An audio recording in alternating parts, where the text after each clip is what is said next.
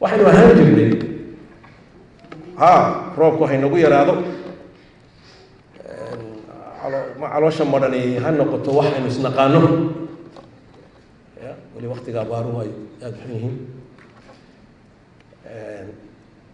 haddana waxaynu ahaan jirnay dad mitid ah oo abaarta ka adag haddii kale dama baynaan noolaaneen dadkanu ber horey dhammaan lahayn geeskana waxaynu ku nooleen ugu yaraan 1,000 sannadood iyo in ka badan laakiin dad mitid ah oo sida loogu noolaado waqtiga adag ayaynu ahaan jirnay waxaynu ahaan jirnay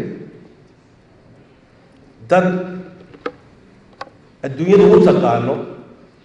a nation of bards dad gabay iyo hees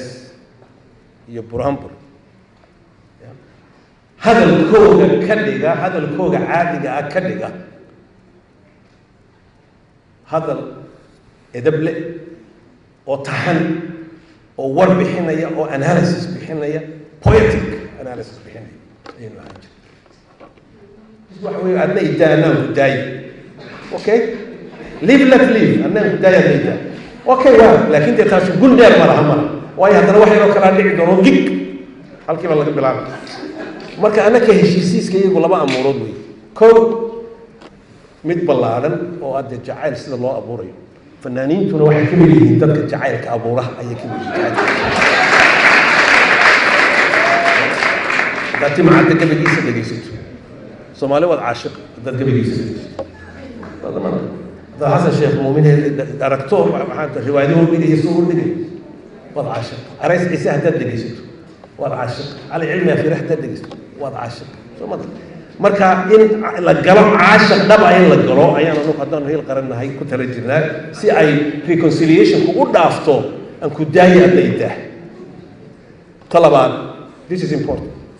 in la saaro diiradda ilaan meel walba hadday dhibaata ka taagantay dhibaatooyinku isma wada leeg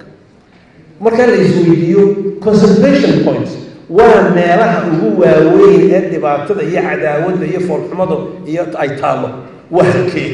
marka scientifically wixii inta la darsan la yidhaahdo halkaa iyo halkaa iyo halkaa